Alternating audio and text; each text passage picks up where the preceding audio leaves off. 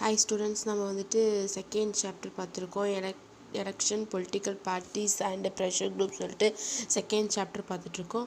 So நம்ம அதில் second சாப்டரில் வந்துட்டு எண்டுக்கு வந்துட்டோம். அதாவது ப்ரெஷர் குரூப் அப்படின்னா என்னென்னு மட்டும் பார்த்தா போதும். நம்ம எண்ட் ஆஃப் த லெசன் வந்துட்டோம். ஸோ இந்த வீடியோவில் வந்துட்டு நம்ம அதை தான் பார்க்க போகிறோம்.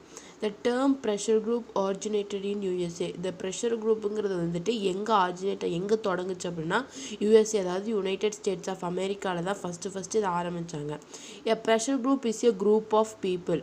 ஸோ ப்ரெஷர் குரூப்புங்கிறது நத்திங் பட் இது ஒரு குரூப் ஆஃப் பீப்புளாக இருப்பாங்க who are organized actively for promoting and defending their common interest. அதாவது வந்துட்டு அவங்க வந்துட்டு ஆக்டிவாக பார்ட்டிசிபேட் பண்ணிப்பாங்க. எதுக்குன்னா இப்போ ஒரு கவர்மெண்ட் வந்துட்டு ஒரு பாலிசி கொண்டு வராங்க அப்படின்னா அதில் இருக்கக்கூடிய நல்லத்தையும் அதில் இருக்கக்கூடிய கெட்டதையும் அவங்களோட காமன் இன்ட்ரெஸ்ட்டை வந்து வெளிக்காட்டுவாங்க. அதான் சொல்கிறாங்க. It is also called its attempts to bring a change in public policy by exerting pressure on the government. So இது இன்னொரு மாதிரி சொல்லலாம். அதாவது அட்டெம்ப்ட் எடுக்கிறாங்க, முயற்சி பண்ணுறாங்க. எதுக்கு முயற்சி பண்ணுறாங்க? டு பிரிங் எ சேஞ்ச் இந்த பப்ளிக் பாலிசி. அவங்க கொண்டு வரக்கூடிய அந்த பப்ளிக் பாலிசியில் ஏதாச்சும் சேஞ்ச் பண்ணுறக்கு. ஸோ எப்படி அவங்க அட்டெம்ப்ட் எடுக்கிறாங்க? பை எக்ஸர்ட்டிங் ப்ரெஷர் அந்த கவர்மெண்ட்டுக்கு ப்ரெஷர் கொடுத்து அவங்க வந்து அந்த முயற்சியை எடுக்கிறாங்க அப்படின்னு சொல்கிறாங்க. The pressure groups are also called interest group of western group. So pressure குரூப்புக்கு இன்னொரு பேர் இருக்குது, interest groups are western groups. They are different from political parties. they are different from the political parties. அதாவது pressure group வந்துட்டு political பார்ட்டிஸ்லேருந்து differ ஆவாங்க. இந்த they neither contest election not try to capture the political power. Political parties வந்துட்டு அவங்க பவரை வந்துட்டு election நடந்து அவங்க பவரை கேட்ச் பண்ணிக்கிறதுக்கு பார்ப்பாங்க, பவர் கவர்மெண்ட் ஃபார்ம் பண்ணுறாங்க. ஆனால் ப்ரெஷர் குரூப் அப்படி பண்ண மாட்டாங்க. இப்போ எலெக்ஷன்ஸ்லேயும் கலந்துக்க மாட்டாங்க, பொலிட்டிக்கல் பவரை கேப்சர் பண்ண மாட்டாங்க. அதான் சொல்கிறாங்க. Pressure group in India. இந்தியாவில் இருக்கக்கூடிய pressure groups. A large number of pressure group exist in India. இந்தியாவில் வந்துட்டு பலவிதமான ப்ரெஷர் குரூப்ஸ் வந்து இருக்குது. But they are not developed to the same extent as in the USA or the western countries like Britain, France, Germany and so on. So நம்ம இந்தியாவில் வந்துட்டு pressure groups இருக்குது. But அந்த அளவுக்கு ரொம்ப நல்லா டெவலப் ஆகலை. எப்படி யூஎஸ்ஏ வெஸ்டர்ன் கண்ட்ரீஸில் இருக்கக்கூடிய அளவுக்கு வந்து நம்ம இந்தியாவில் வந்துட்டு டெவலப் ஆகலை அப்படின்னு சொல்கிறாங்க. So the pressure groups in India can be broadly classified into the following categories. So இந்த இந்தியாவில் இருக்கக்கூடிய ப்ரெஷர் குரூப் வந்துட்டு ஃபாலோயிங் கேட்டகரிஸில் வந்துட்டு இவ்வளோ விதமான ப்ரெஷர் குரூப்ஸ் வந்துட்டு இந்தியா இருக்குது. First one business group. Business சம்மந்தப்பட்டமானதுக்கு ஒரு குரூப் இருக்கும். ஸோ அவங்க ஏதாச்சும் பிஸ்னஸ் சம்மந்தமாக பாலிசி ஏதாச்சும் கொண்டு வராங்கன்னா அதுக்கு வந்துட்டு அவங்க ஒன்று மாற்ற பார்ப்பாங்க, இல்லாட்டி அதுலேருந்து இன்னும் பெட்டராக கொண்டு வர பார்ப்பாங்க. நெக்ஸ்ட் ட்ரேட், அதாவது export import. Agrarian groups, professional association, student organisation, religious organization, tribal organization, linguistic groups, ideology based, அதாவது சித்தாந்தம் சம்பந்தமான குரூப்ஸ், என்விரான்மெண்டல் ப்ரொடெக்ஷன் குரூப், என்விரான்மெண்ட்டை ப்ரொடெக்ட் பண்ணுறதுக்கு.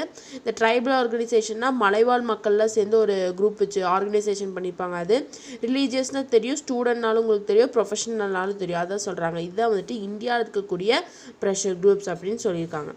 Next functions of pressure groups in India. இந்தியாவில் இருக்கக்கூடிய ப்ரெஷர் குரூப்ஸோட functions என்னென்ன?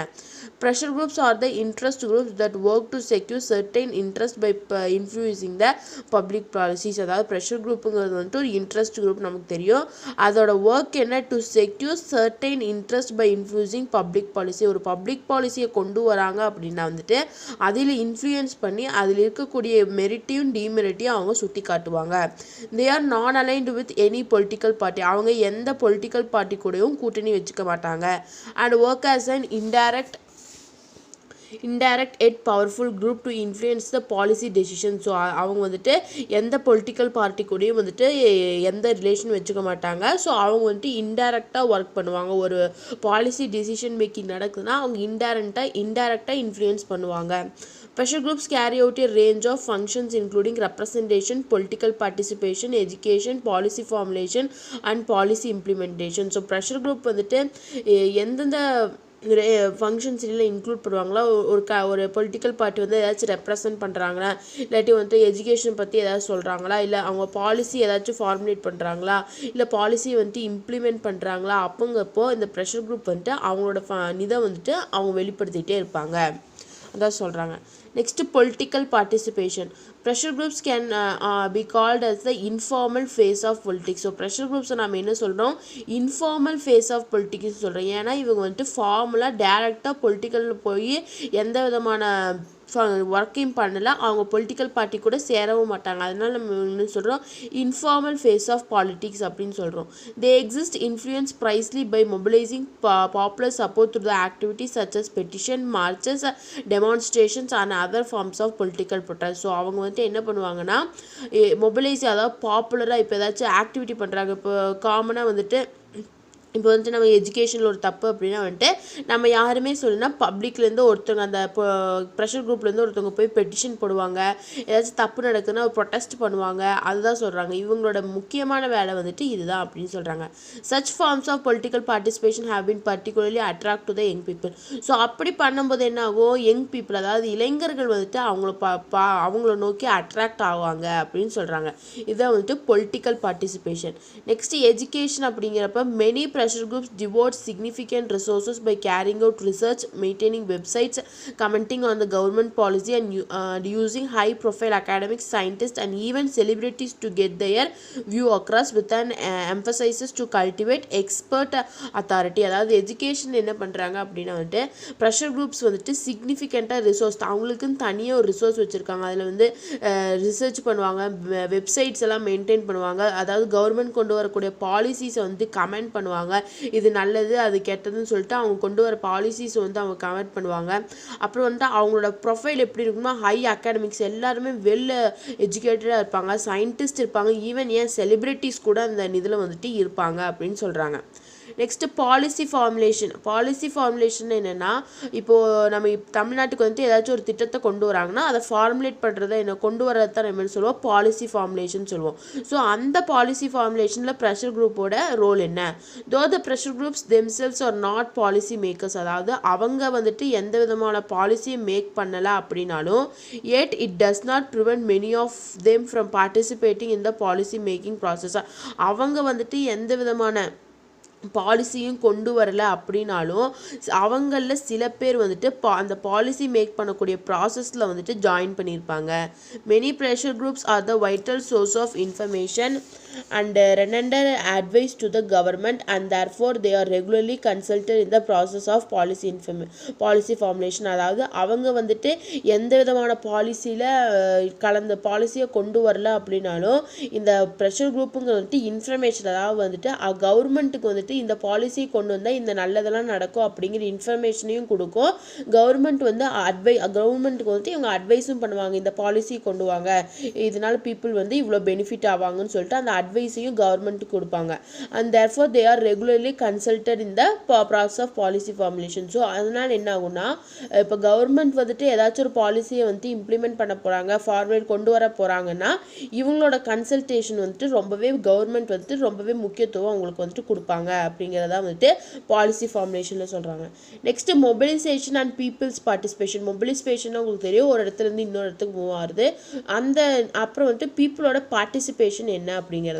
So mobilization, first mobilizing people towards socially productive activities that lead to overall betterment of people lives is essential. அதாவது people வந்துட்டு move ஆகுறாங்க எதுக்குன்னா சோஷியலாக productive ஆகிறதுக்கு, அதாவது ஏதாச்சும் ஆக்டிவிட்டி சொசைட்டி சம்மந்தமான ஏதாச்சும் ஆக்டிவிட்டி பண்ணும்போது பீப்புள் வந்துட்டு மூவ் ஆகி போகிறது வந்துட்டு இப்போ மக்களோட வாழ்வுக்கு வந்து ரொம்பவே முக்கியம். Sometimes earthquakes, tsunami, floods and other such natural disasters on a massive scale occur and people's immediately mobilization for evacuation and emergency relief becomes most essential. Suppose சில இடங்களில் வந்து எர்த்குவேக், சுனாமி, ஃப்ளட் அந்த மாதிரில நேச்சுரல் டிசாஸ்டர் வந்துருன்னா இந்த pressure குரூப்பில் இருக்க people என்ன பண்ணுவாங்கன்னா அந்த இடத்துக்கு போயிட்டு அவங்களுக்கு தேவையான உதவிகளை வந்துட்டு இவங்க செய்வாங்க. ஸோ அப்படி செய்யும்போது அவங்களும் ப்ரெஷர் குரூப்பில் இருக்கக்கூடிய பீப்புள்ஸ் நம்ம பார்த்தோம், ப்ரெஷர் குரூப்பில் வந்துட்டு முக்கியமாக யங் பீப்புள்ஸ் தான் இருப்பாங்க. ஸோ அந்த யங் பீப்புள்ஸுக்கும் வந்துட்டு நிறையா கற்றுக்க முடியும். இந்த எர்த்குவேக், சுனாமி, ஃப்ளட் அவங்க அந்த இடத்துக்கு அந்த இடம் வந்து அழிஞ்சு போயிருக்கும். ஸோ அங்கே இருக்க பீப்புளும் இவங்களால வந்து பெனிஃபிட் ஆவாங்க. ஸோ ப்ரெஷர் குரூப்பில் இருக்கவங்க வந்துட்டு மொபிலைசேஷன் ஒரு இடத்துலேருந்து இன்னொரு இடத்துக்கு போய் பீப்புளுக்கு வந்துட்டு ஹெல்ப் பண்ணுவாங்க. Next democratic participation. So democracy can succeed only when smaller local groups and in fact every citizen can take action that support the tax and revenue collection system, observance of national norms in environmental protection, cleanliness, health and hygiene, sanitary drives and immunization programs like pulse polio. அதாவது democracy வந்துட்டு எப்போ succeed ஆகும், எப்போ வெற்றி அடையும்னா smaller local group, சின்ன சின்ன நம்ம இந்தியாவில் இருக்கக்கூடிய எல்லா சிட்டிசனுமே ஆக்டிவாக வந்துட்டு எல்லா விஷயங்களிலும் வந்துட்டு பார்ட்டிசிபேட் பண்ணணும். அதாவது டேக்ஸ் சிஸ்டம் ஆகட்டும், ரெவன்யூ கலெக்ஷன் ஆகட்டும், இல்லாட்டி ஏதாச்சும் அப்சர்வேஷன், அதாவது என்விரான்மெண்டல் ப்ரொடெக்ஷனுக்காக ஏதாச்சும் நேஷ்னல் லெவலில் நம்ம பண்ணுறோம் அப்படிங்கிறதாகட்டும், க்ளீன்லினஸ் அதாவது சுத்தமாகட்டும், சுகாதாரம் ஹெல்த்து, நம்மளோட ஹெல்த்து இல்லாட்டி ஹைஜீன், அதாவது சுகாதாரம்னு சொல்லுவாங்க, ஹைஜீன் ஆகட்டும், சானிட்டரி டிரைவ்ஸ் ஆகட்டும், இல்லாட்டி இம்யூனைசேஷன் ப்ரோக்ராம்ஸ்னால் வந்துட்டு இந்த குழந்தைகளுக்குலாம் போலியோ சொட்டு மருந்துலாம் போடுவாங்களா, அதுதான் வந்து இம்யூனைசேஷன் ப்ரோக்ராம் சொல்லுவோம். ஸோ இந்த எல்லா இடத்துலையும் வந்துட்டு பீப்புள் வந்துட்டு ஆக்டிவாக எடுத்துக்கணும், அதாவது ஆக்டிவாக பார்ட்டிசிபேட் பண்ணணும். இந்தியாவில் இருக்கக்கூடிய எவ்ரி சிட்டிசனும் வந்துட்டு இந்த எல்லா இடங்கள்லும் வந்துட்டு ஆக்டிவாக வந்துட்டு பார்ட்டிசிபேட் பண்ணணும். However we must keep in mind, நம்ம வந்துட்டு ஒரு விஷயத்தை வந்துட்டு நம்ம மைண்டில் வந்துட்டு வச்சுக்கணும். என்ன வச்சுக்கணும்னா, there is no better form of government than democratic government. அதாவது டெமோக்ராட்டிக் கவர்மெண்ட்டை விட எந்த கவர்மெண்ட்டும் பெட்டரானது இல்லை அப்படிங்கிற விஷயத்த வந்துட்டு நம்ம மைண்டில் வந்து நம்ம வச்சுக்கணும். To create a better society and nation, the people of India along with the union and state government should come together to fight against the miseries of human life. அதாவது பெட்டர் சொசைட்டி, நம்மளோட இந்தியாவில் வந்துட்டு better சொசைட்டியும் நேஷனையும் நம்ம உருவாக்கணும் அப்படின்னா the people of India, நம்ம இந்தியாவில் இருக்கக்கூடிய பீப்புள் எல்லாருமே ஒற்றுமையாக சேர்ந்து ஸ்டேட் கவர்மெண்ட் கூட ஒற்றுமையாக சேர்க்கணும். ஸ்டேட் கவர்மெண்ட் ஆகட்டும், சென்ட்ரல் கவர்மெண்ட் ஆகட்டும், நம்ம இந்தியாவில் இருக்கக்கூடிய பீப்புள் வந்துட்டு எல்லா அந்த ரெண்டு கவர்மெண்ட்டு கூட ஒற்றுமையாக இருந்து முன்னாடி முன்னிறுத்தணும். எதுக்குன்னா, fight against the miseries of human life. நம்ம இந்தியாவுக்கு வந்துட்டு ஏதாச்சும் ஒரு தப்பு நடக்குது, ஏதாச்சும் ஒரு இது நடக்குது, வார் நடக்குது, ஏதாச்சும் ஒன்று நடக்கிறப்ப வந்துட்டு நம்ம வந்துட்டு ரெண்டு கவர்மெண்ட்குள்ளேயும் வந்துட்டு சேர்ந்து ஒத்துமையாக நிற்கணும். அப்போ நிற்கும் போது நம்மளோட இந்தியாவோட இது வந்துட்டு வேர்ல்டு லெவலில் வந்துட்டு ஃபஸ்ட் இதுக்கு வரும். ஸோ அது மட்டும் இல்லாமல் நம்ம ஹியூமன் லைஃபுக்கு வந்துட்டு ஏதாச்சும் ஒரு ப்ராப்ளம் மிஸ்ரி ஏதாச்சும் நடக்குது அப்படின்னாலும் நம்ம வந்துட்டு அவங்க கூட சேர்ந்து நிற்கணும் அப்படின்னு சொல்கிறாங்க. நம்ம எப்பவுமே மைண்டில் வச்சுக்கூடிய விஷயம் என்ன, டெமோக்ராட்டிக் கவர்மெண்ட்டை விட எந்த ஃபார்மாக மற்ற எந்த கவர்மெண்ட்டும் பெட்டரானது இல்லை அப்படிங்கிறத வந்துட்டு நம்ம மைண்டில் வந்து வச்சுக்கணும். இதான் வந்துட்டு டெமோக்ராட்டிக் பார்ட்டிசிபேஷன். ஸோ இதோட வந்துட்டு உங்களோட இந்த லெசன் வந்துட்டு எண்ட் ஆகுது. ஸோ இந்த லெசனில் நம்ம என்னென்ன பார்த்தோம் அப்படிங்கிறத ஒரு ரீகேப் மட்டும் பார்த்துடலாம்.